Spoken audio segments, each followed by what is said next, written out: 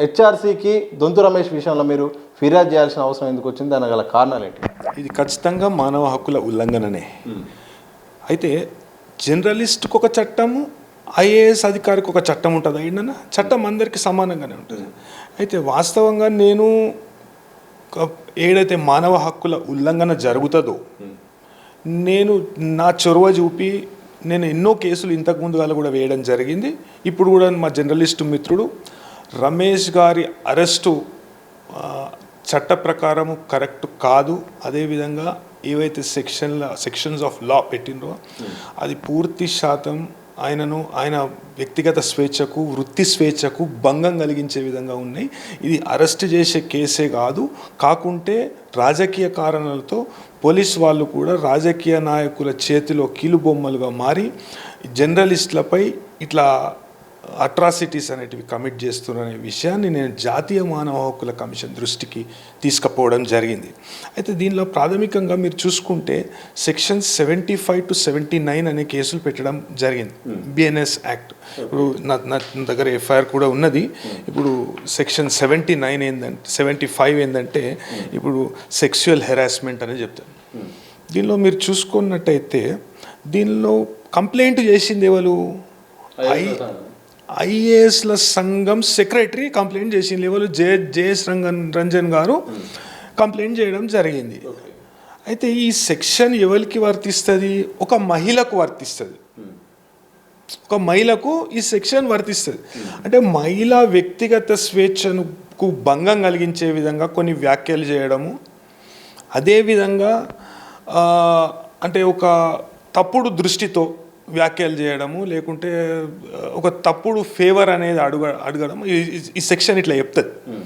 అయితే దీనిలో ఏ మహిళకు జరిగింది ఈ విధంగా ఈ సెక్షువల్ హెరాస్మెంట్ కావచ్చు, లేకుంటే ఇబ్బంది పెట్టడం కావచ్చు, ఆ వ్యాఖ్యలు ఇబ్బంది పరిచినాయి అనవచ్చు. ఏ మహిళకు జరిగింది, ఏ మహిళా అధికారికి, ఐఏఎస్ అధికారిని ఇలా చేశారు అనే విషయాన్ని రిమాండ్ మేజిస్ట్రేట్ గారి దగ్గర ప్రవేశపెట్టిండ్రు. ఆ మేజిస్ట్రేట్ గారు అడగడం జరిగింది. ఇంత దారుణం అంటే ఎవరో ఐఏఎస్ ఆఫీసర్ అని మాత్రమే ఆడ చెప్పడం జరిగింది, మహిళా ఐఏఎస్ ఆఫీసర్. దీనిలో ఐఏఎస్ ఆఫీసర్ల పరువుకి భంగం కలిగించే విధంగా ఏం మాట్లాడారు అంటే నాకైతే సమజైతలేదు. ఐఏఎస్ అధికారుల మహిళా ఐఏఎస్ అధికారుల పరువుకు భంగం వాటిల్లేటట్టు కొన్ని వ్యాఖ్యలు చేయడం జరిగింది. దానికి సంబంధించి ఐఏఎస్ అధికారుల అసోసియేషన్ సెక్రటరీ కంప్లైంట్ పెట్టారు. అయితే టెక్నికల్గా చూస్తే ఈ కంప్లైంట్ అనేది చెల్లదు.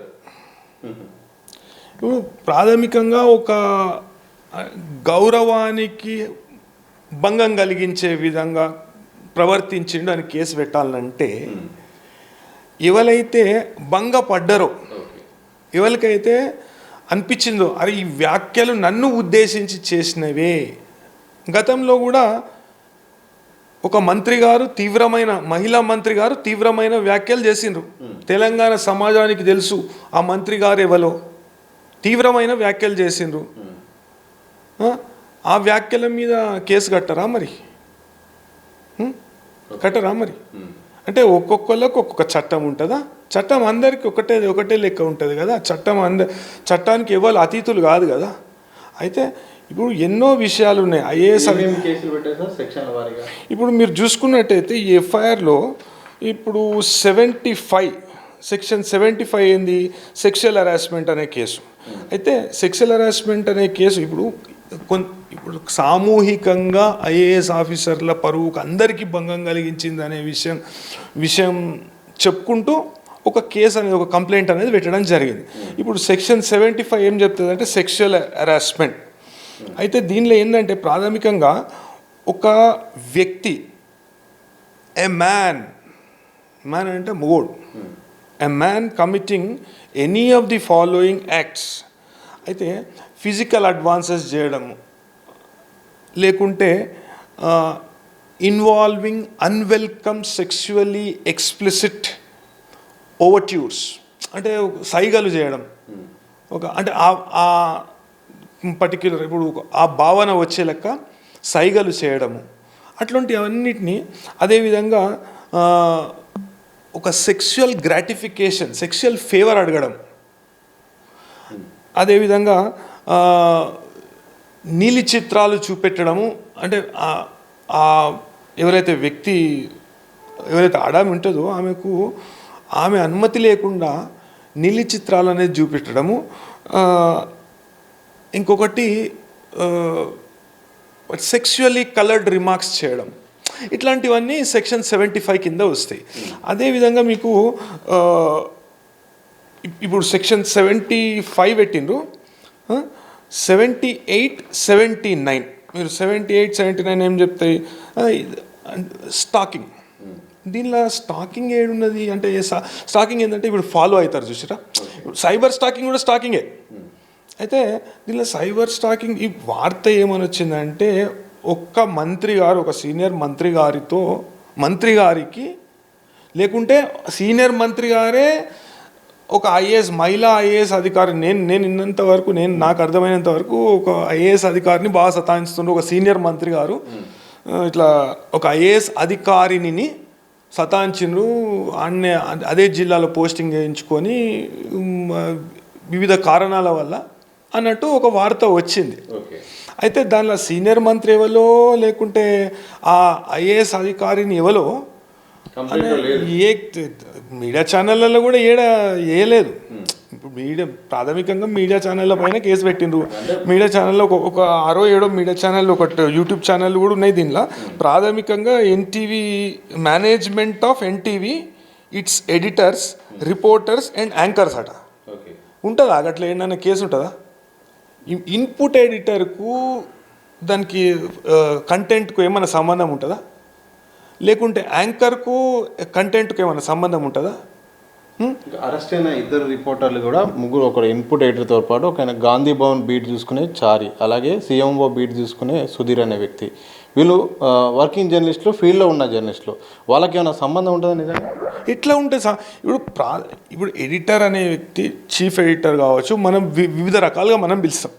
ఇన్పుట్ ఎడిటర్కు కానీ, రిపోర్టర్స్కు కానీ, లేకుంటే యాంకర్స్ అని రాస్తారు దీంట్లో. ఇప్పుడు మీరు చూడొచ్చు, ఇది management of NTV, it's editors, reporters and anchors అట.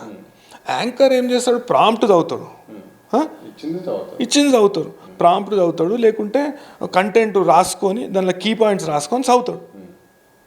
ప్రాంప్టర్ ఉంటుంది, ప్రాంప్టర్తోనే చదువుతారు. కాదానికి యాంకర్కి ఎట్లా మళ్ళీ ఒక యాంకర్ని, ఒక మహిళా యాంకర్ని తీవ్ర ఇబ్బందులకు గురి చేయడం జరిగింది. వీడియో పెట్టింది ఆమె, మొత్తం సర్క్యులేట్ అవుతూ ఉన్నది సోషల్ మీడియాలో. నన్ను ఇట్లా తీవ్ర ఇబ్బందులకు గురి చేసిన అంటే ఆ వీడియోలు పెట్టినాక యాంకర్ని ఒక విట్నెస్ లెక్క పిలిచారంట. అర్ధరాత్రి విట్నెస్ లెక్క పిలుస్తావు మరి? అర్ధరాత్రి ఏ అధికారంతో పిలిచిన పోలీసు వాళ్ళు విట్నెస్గా? ఇది ఇంకొకటి ఎవరికి పెట్టిరు తెలుసా? ఓ సామాన్యుడు పోయి పోలీస్ స్టేషన్లో కంప్లైంట్ పెడితే, ఒక సామాన్యుడు పోలీస్ కమిషనర్ గారిని కలవాలంటే మనకి ఎంత ఇబ్బంది అవుతుంది మీకు తెలుసా? అయితే అదేవిధంగా ఒక సామాన్యుడు పోయి పోలీస్ కమిషనర్ కంప్లైంట్ పెడితే ఇదే కోర్టు అడుగుతుంది, ఏమయ్యా నువ్వు కమిషనర్కి పెడతావా? కమిషనర్కి ఏం అధికారం ఉన్నాయా తీసుకోనికి? నువ్వు పోయి ఎస్హెచ్ఓని కాదు, ఇన్స్పెక్టర్ కాడ పెట్టు పోలీస్ కంప్లైంట్. నీకు తెలియదా, చట్టం తెలియదా అని 24 కథలు వానికి చెప్తారు, ఎవరికి? సామాన్యునికి. మరి ఈ విషయంలో డైరెక్ట్ కమిషనర్ గారికి అడ్రస్ చేసిండ్రు.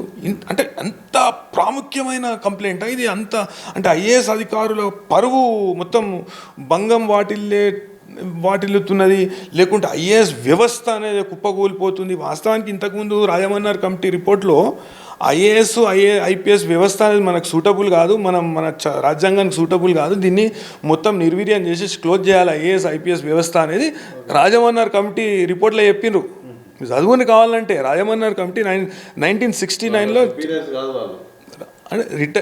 జడ్జిలు, సుప్రీంకోర్టు జడ్జిలు రాజమన్నారు కమిటీ నేతృత్వంలో మద్రాసు గవర్నమెంట్, అది ఇప్పుడు తమిళనాడు గవర్నమెంట్ ఒక కమిటీ అధ్యయనం చేయడానికి ఒక కమిటీ వేసింది.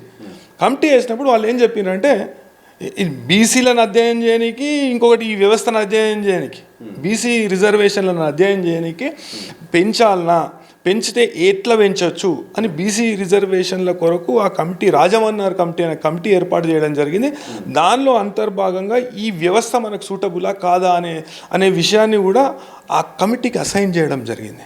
ఆ కమిటీ అధ్యయనం చేసినాక ఈ ఐఏఎస్ వ్యవస్థ అనేది మనకు సూటబుల్ కాదు అనే నివేదిక ఇచ్చింది. అయితే ఇప్పుడు మీరు చూడవచ్చు ఇది అధికార దుర్వినియోగం అని నా అభిప్రాయం.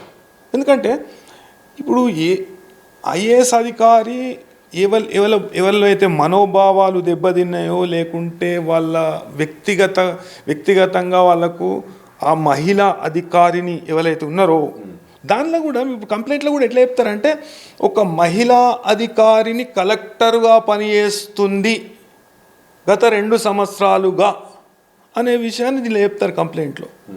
ఇప్పుడు స్టాకింగ్ అంటే ఎవరు ఎంబడబడ్డారండి? జయేష్ రంజన్ గారు ఎంబడబడ్డారా? వీళ్ళు మన జర్నలిస్టులు పడలేదు కదా. జయేష్ రంజన్ గారు ఎంబడబడలేదు కదా. జయేష్ రంజన్ గారు స్త్రీ కాదు కదా. ఎట్లా తీసుకుంటారు కంప్లైంట్? అంటే ఒక ఐఏఎస్ సంఘం ఒక వాళ్ళకి సంబంధించిన సెక్రటరీగా అధ్యక్షుడిగా కూడా వాళ్ళ యూనియన్ తరఫు నుండి కానీ అట్లా మా యొక్క సభ్యులకు మా గ్రూప్ ఆఫ్ పీపుల్కి ఇబ్బంది అయితే అని అట్లా కంప్లైంట్ చేయకూడదా? ఇప్పుడు ఐఏఎస్ అధికారుల సంఘము అందరు ఐఏఎస్ అధికారులు పలానా అంటే వాళ్ళ పరువుకి సంఘం మీద మాట్లాడలే కదా. ఒక మహిళా ఐఏఎస్ అధికారిని అని ప్రస్తావించింది. అయితే ఇప్పుడు రిమాండ్ చేసేటప్పుడు కూడా రిజెక్ట్ చేసే సమయంలో మేజిస్ట్రేట్ గారు ఏ వ్యాఖ్యలు నేను ఇది అంటున్నానో ఇప్పుడు మాట్లాడుతున్నానో అదే వ్యాఖ్యలు మేజిస్ట్రేట్ గారు కూడా చేయడం జరిగింది. చట్ట ప్రకారం ఒక అఫెన్స్ అయిందనుకోండి, ఆ అఫెన్స్కు ఎటువంటి చర్యలు తీసుకోవాలనో చట్ట ప్రకారము ఎటువంటి శిక్ష ఉంటుందో లేకుంటే రిమాండ్ ఉంటుందా లేకుంటే అరెస్ట్ చేయవచ్చా. ఇప్పుడు పోలీస్ అధికారులు కూడా చట్టం తమ చేతులకు తీసుకోలేరు. పోలీస్ అధికారులు కూడా ఎట్లా పడితే అట్లా ప్రకటనలు ఇస్తే కుదరదు. సజ్జనార్ గారు మాట్లాడిన మాటలు చెప్తాను సార్. ప్రెస్ మీట్లో భాగంగా ఎవరినైనా ఎప్పుడైనా అరెస్ట్ చేస్తాము, వాళ్ళకు కొన్ని సందర్భాల్లో నోటీసులు ఇవ్వకుండా కూడా చేయాల్సి వస్తుంది. ఎవరు కూడా తప్పించుకోలేరు. ప్రతి ఒక్కరు కూడా వాళ్ళకు పిలిస్తే రావాల్సిందే, లేకపోతే ఎక్కడున్నా పట్టుకొస్తామని కూడా మాట్లాడారు. ఈ సందర్భాన్ని ఎట్లా చూస్తారు? అసలు అట్లా మాట్లాడకూడదు. ఆయన అధికారం పరిధి దాటి ప్రవర్తించడని నేను అంటున్నా. ఎందుకంటే ఇది కేవలం మానవ హక్కుల ఉల్లంఘన మాత్రమే కాదు, ఒక డైరెక్ట్ జర్నలిస్ట్ సమాజానికి ఒక హెచ్చరిక చేస్తున్నారు. ఆ హెచ్చరిక పోలీసు వాళ్ళు చేయలేరు. వాళ్ళు ఈ చట్టము లేకుంటే న్యాయ సూత్రాలను అమలుపరిచే ఒక వ్యవస్థలో వాళ్ళు భాగం మాత్రమే. వాళ్ళు చట్టము న్యాయము కాదు.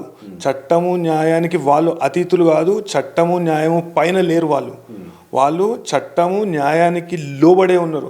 ఆ విషయం వాళ్ళు గుర్తుంచుకుంటే చాలా మంచిగా ఉంటుంది. ప్రజలకు మంచిగా ఉంటుంది, రాజకీయ నాయకులకు మంచిగా ఉంటుంది, వివిధ రకాల వ్యక్తులు ఉంటారు కదా సమాజంలో, వాళ్ళకు కూడా మంచిగా ఉంటుంది. దాన్ని దాటి పరిధి దాటి ప్రవర్తించినప్పుడు పెద్ద పెద్ద నియంతలనే కూలదోసిన చరిత్ర ఉన్నది. ఇప్పుడు తెలంగాణ సాయుధ పోరాటం అనేది వివిధ చరిత్ర పుస్తకాలలో ఒక సబ్జెక్టు. ఈడ మనకు ఒక 10 సంవత్సరాలు అంటే బాస్నియాల ఒక ఫోటో చూపెట్టినప్పుడు ఇప్పుడు మీకు T12 అని ఒక కేసు జరిగింది.